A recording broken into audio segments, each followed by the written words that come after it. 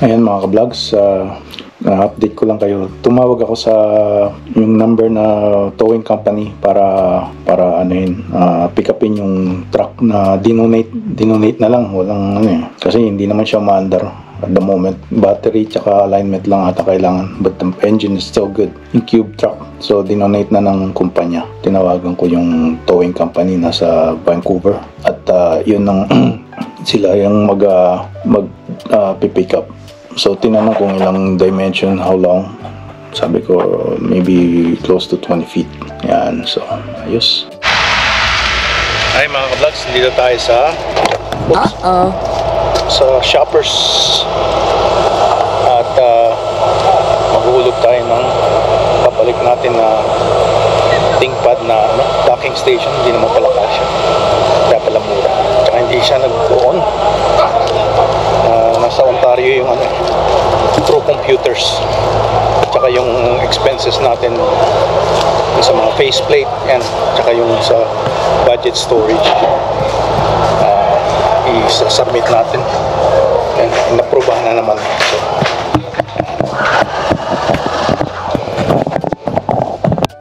i-ship out nabili kong tingpad docking station dahil option is pinakamura $22, 47. Ang worth naman yan nabili ko is $39. So lugi tayo, no? Babalik yung 39 pero magsi-ship tayo ng $22, so lugi tayo. Sabi nung yung postman, ibenta ko na lang sa FB Marketplace. So ayan na lang gagawin natin. Ayan, ko na lang. Kala ko kasi third party seller kasi siya hindi siya talaga Amazon, so para kaya palang mas mura. Kasi pagka sa Amazon parang doble or sa $80. Ito nakita ko $39. So and it's a third party reseller. So yun na lang, bibenta ko na lang sa FB Marketplace. Yan ating karawan. So nagtatrabaho na naman tayo, no? Inapa-off ko rin kagaya last year. Sabi ganun na naman ang dahilan. First day of school or second day of school actually, pero masyadong busy daw. Hindi naman kami busy, na-assume lang niya na beforehand, right? So I asked like a month and a half ago. So but then nag-ask ako for next 2 weeks, September 14 and 15 I'm off. Yan, dito sa downtown. Ayan. Tsaka itong mga board na to, nasira yung mga glass. Ayan, ayan po. Lang ang trabaho natin at may ka pa naman sana ako, wala palang dito. Manlilibre daw sa SB sa birthday ko so ayan, naka-video yan, Social Brown House. Ayan, Social Brown House. Subukan natin kung masarap ang pagkain dito sa ating karawan. Ayan, Brown Social House. Ayan, ito yung shareables. Tapos may mga soups and salad sila, burgers. Ayan, starts from $20 yung burgers. Tapos mga sandwich bowls, mains, chicken curry. Fish and chips is $25. Ayan, may steak sila. Ayan, social hour. Something stronger, mojito. Ayan mga vlogs. Kung pao chicken wrap. Gawa ko ito. Balada mo sa. Gawa ka. Possibly tasty. Good taste. Ayan mga vlogs. Talagyan natin ng sorry. Ayan. Tapos lagyan ng panghang.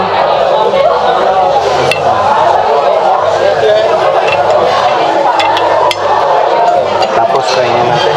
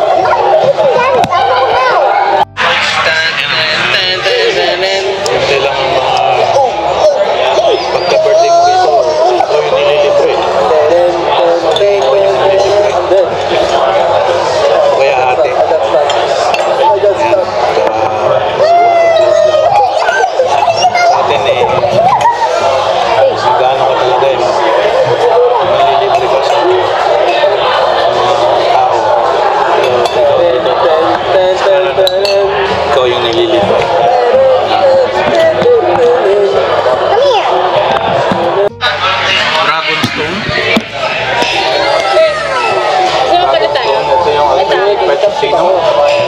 Ito yung chicken teriyaki, dragon stone. Ito yung steak and pasta.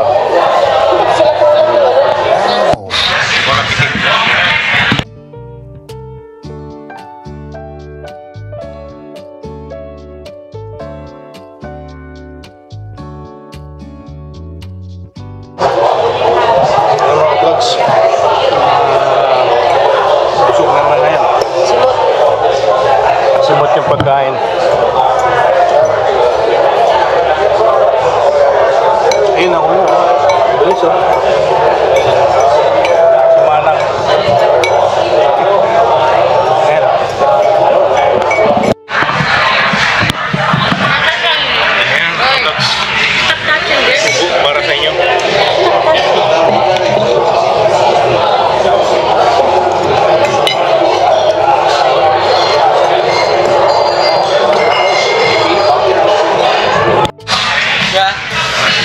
Busog tayo at ating hopefully another birthday next year. Tayo ng edad. Ating nakain today 150. So yan, minsan-minsan lang naman.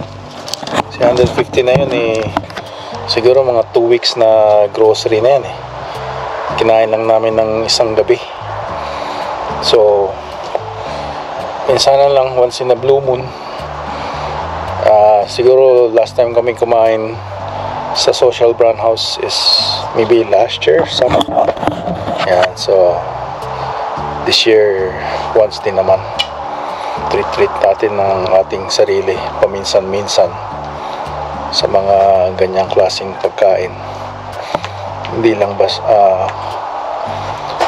yung ititipid mo sarili mo tapos malapit ka na pala sa libingan wala ka pang masyadong narating o napasyalan o nakain na kung anong gusto mo. So live life to the fullest. Ika nga. At ang buhay ay sandali lang. Okay. Gabi na naman. At tayo'y matutulog na naman. So nagtrabaho tayo ngayong umaga. Nagpahinga. At nagpunta tayo ng dinner para sa ating kaarawan. 150 yung bill plus yung tips. 12% tip. Yan. Between 10 to 15% ang regular ng tip dito sa Canada. So pagka dito sa North, pagka kakain ka sa labas, medyo mas mahal nga, mas mura sa mga big cities like Vancouver, Calgary, Toronto. Pero pag dito kasi parang remote, mas mahal yung mga delivery ng mga pagkain, I guess mga siniship galing Vancouver. Ayan, so medyo mas mahal, mas makakamura ka kung magluluto ka ng sarili mong pagkain sa pang-araw-araw. Pero paminsan-minsan lang naman mag-treat tayo sa mga restaurant na ganyan. So pinili naming restaurant today is Social Brown House dito sa North BC. So masarap naman yung food nila.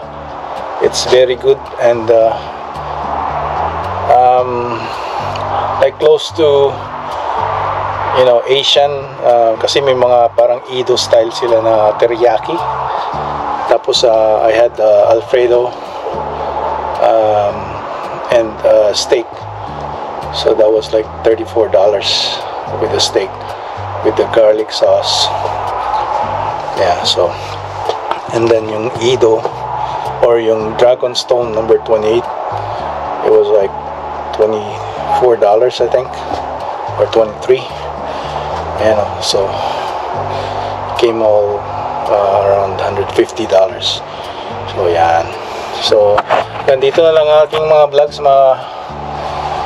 aking vlog, mga ka-vlogs sa susunod. At don't forget to like, subscribe, and share our videos. At sa mga